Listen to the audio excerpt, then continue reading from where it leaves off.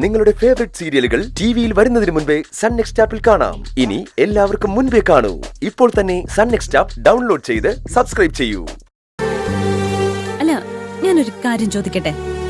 അമ്മ സമ്മതിച്ച ദേവൂട്ടി അച്ഛനെ അടുത്ത് നിന്ന് ശുശ്രൂഷിക്കാനും അച്ഛന്റെ കാര്യങ്ങളൊക്കെ നോക്കാനും തയ്യാറാണോ?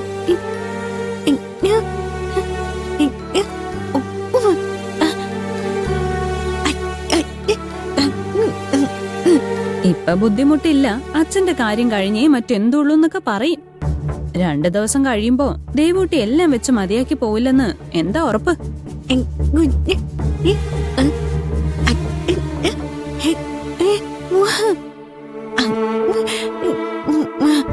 അച്ഛന്റെ കാര്യങ്ങള് കൂടെ നിന്ന് നോക്കാന്നോ? അതിന് അമ്മയുടെ സമ്മതം മാത്രം മതിയെന്നോ? ദേവൂട്ടി വിഷമിക്കണ്ട. അമ്മയെ കൊണ്ട് സമ്മതിപ്പിച്ചെടുക്കുന്ന കാര്യം അത്ര എളുപ്പമൊന്നുമല്ല. എന്നാലും ഞാനൊന്ന് ശ്രമിച്ചു നോക്കാം. എന്നാലേ നീ പൊക്കോ. അമ്മ സമ്മതിക്കുന്നിടം വരെ ഇതൊരു ശീലമാക്കണ്ട കേട്ടോ. ചെല്ല്.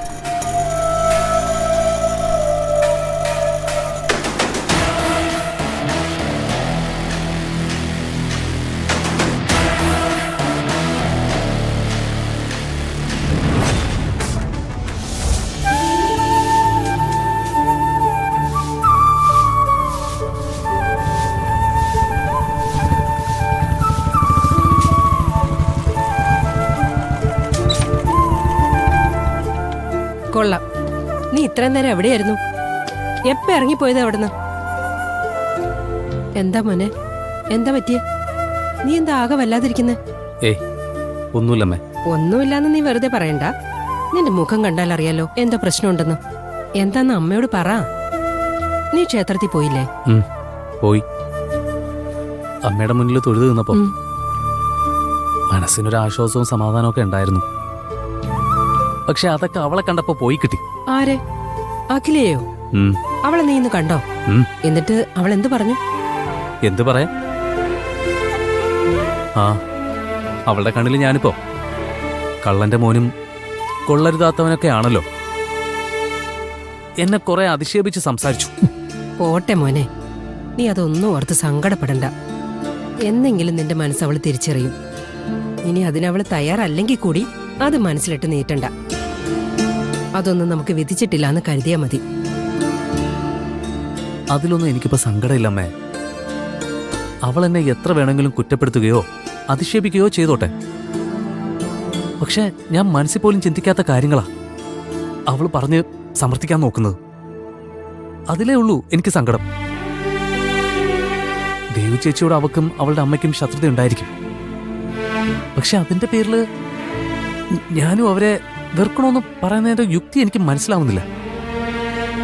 എത്രയൊക്കെ ആയാലും അവളുടെ ചേച്ചിയുടെ സ്ഥാനം തന്നെയല്ലേ ദേവി ചേച്ചിക്ക്. ആ ഒരു പരിഗണന പോലും നൽകാതെയാ പലപ്പോഴും അവളുടെ സംസാരവും പ്രവൃത്തിയും ഒക്കെ. അതൊന്നും നീ കാര്യാക്കണ്ട. നിനക്ക് ഇങ്ങനെയൊക്കെ മാറാൻ തോന്നിയത് ദേവൂട്ടി കാരണാ. നമുക്ക് നല്ലത് പറഞ്ഞു തരുന്നവരെ നമ്മൾ സ്നേഹിക്കുകയും ബഹുമാനിക്കുകയും ഒക്കെ വേണം. അല്ല, നീ ദേവൂട്ടിയെ കണ്ടിരുന്നോ? ഇല്ല, ചേച്ചി ഇന്നും കണ്ടില്ല. പൂക്കടയിലും ഉണ്ടായിരുന്നില്ല, ക്ഷേത്രത്തിലും കണ്ടില്ല. ചേച്ചിയെ കണ്ട് മനസ്സോർന്ന് സംസാരിക്കാൻ കഴിഞ്ഞിരുന്നെങ്കിൽ കുറച്ചെങ്കിലും ആശ്വാസമായനെ. മോ സങ്കടപ്പെടണ്ട. സമയദോഷം കൊണ്ടാവും ഇങ്ങനെയൊക്കെ. ഈ മോശം സമയമൊക്കെ അങ്ങ് മാറും. മോൻ ദേവിയോട് മനസ്സൊരുക്കി പ്രാർത്ഥിക്കേ. പ്രാർത്ഥിച്ചിട്ടൊന്നും ഒരു കാര്യമില്ലടേ. നല്ല ബുദ്ധി പറഞ്ഞു കൊടുത്താൽ നിന്റെ മോന്റെ തലയിൽ കയറില്ലല്ലോ. വേണ്ട വേണ്ട, നിങ്ങളുടെ നല്ല ബുദ്ധി എന്താണെന്ന് എനിക്കറിയാം. അതൊന്നും എന്റെ മോന്റെ തലയിൽ കുത്തിവെക്കാൻ നോക്കണ്ട. അല്ലേലും നിനക്കും നിന്റെ മോനും ഈ ഇടയായി ഞാൻ പറയുന്നൊന്നും മനസ്സിലൊടിക്കാറില്ലല്ലോ. പിന്നെ നീ പറഞ്ഞ ഒരു കാര്യം ശരിയാ. ഇവനിപ്പോ സമയം തീരെ മോശമാ. അത് ഇവന്റെ കുറ്റമല്ല. നമുക്കിപ്പോ മൊത്തത്തിൽ സമയം മോശമാ. എല്ലാം ഒന്ന് കലങ്ങി തെളിയണമെങ്കിൽ 90 ദിവസം കഴിയണം. അത് കഴിഞ്ഞാ പിന്നെ നമുക്ക് രാജയോഗമാ.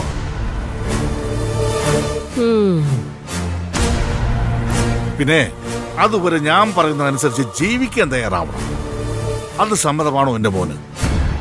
ഇല്ലച്ച, അച്ഛൻ പറയാൻ പോകുന്ന കാര്യങ്ങൾ എനിക്ക് പൊരുത്തപ്പെടാൻ പറ്റാത്തയാണെന്ന് എനിക്കറിയാം. ഇനിയിപ്പോ 90 ദിവസം സമയദോഷമാണെങ്കിൽ അത്രയും ദിവസം ഞാൻ മൂകാംബിക അമ്മയുടെ മുന്നിൽ ഭജന ഇരുന്നോളാം. അതിന്റെ പുണ്യം എല്ലാവർക്കും കിട്ടുമല്ലോ. ഡാ, ഡാ മോനെ കിഷ, ഡാ, ഞാൻ പറയട്ടെ, ഹാ, നന്നാവില്ല. നിന്റെ മോൻ ഒരിക്കലും നന്നാവില്ല. നിങ്ങൾ എന്തൊരു മനുഷ്യനാ. അവൻ നേരെ അവൻ നിങ്ങൾ സമ്മതിക്കില്ലേ?